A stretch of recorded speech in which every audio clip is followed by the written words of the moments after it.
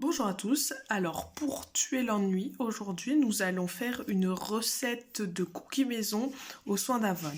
Alors pour ça, vous avez besoin d'un saladier. Nous allons aussi avoir besoin d'une balance. Et de ça aidera pour mélanger. Au niveau des ingrédients, nous avons besoin de flocons d'avoine.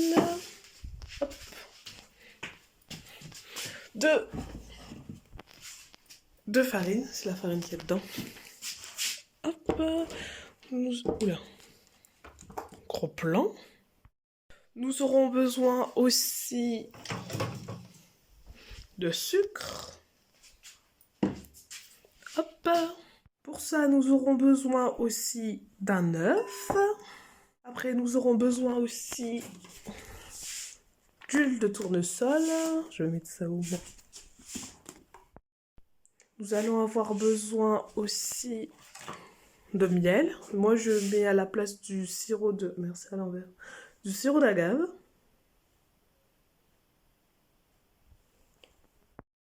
Et alors, du coup, pour les cookies, voilà, vous avez compris, nous allons mettre des chocolats avec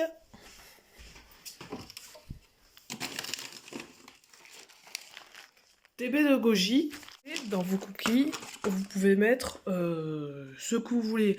Vous voulez mettre des choux de Bruxelles, vous mettez des choux de Bruxelles. Hein, vous avez compris le principe. Voilà. Alors moi, personnellement, dedans, je rajoute ça. C'est de la spiruline. C'est pour le faire. Une petite pincée, ni vu ni connu. Voilà. Alors, pour commencer, hop, on enlève ça. Hop. Alors, on met le four plaque haut et bas à 220 degrés. Voilà. Il faut aussi, pour mettre sur la plaque, une feuille de papier cuisson. Alors, pour commencer, on va mettre 30 g de flocons d'avoine.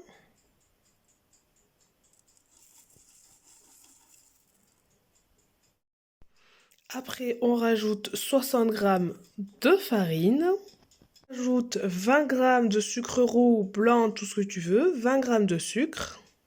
On rajoute notre œuf. Après, moi, je rajoute une poignée de baies de goji dedans. Je viens de rajouter le sirop d'agave. Là, j'ai rajouté la spiruline, c'est les petits points verts. Je vais rajouter ces petits carrés de chocolat de Lindt, c'est les Pyrénées. Donc je viens de mettre tous les petits carrés de chocolat dedans, je les ai coupés en tout petits. Maintenant j'ai versé l'huile de tournesol. Alors ça je fais vraiment au pif, hein. Au pif. Maintenant il ne reste plus qu'à mélanger. Je vais vous retrouver avec une pâte comme ça. Et maintenant, on va en faire des petites boules pour la mettre sur la plaque cuisson. Une fois que tout est étalé sur la plaque, on enfourne pour 15 minutes.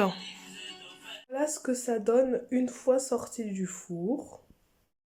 J'espère que cette vidéo vous aura plu. À plus dans le bus!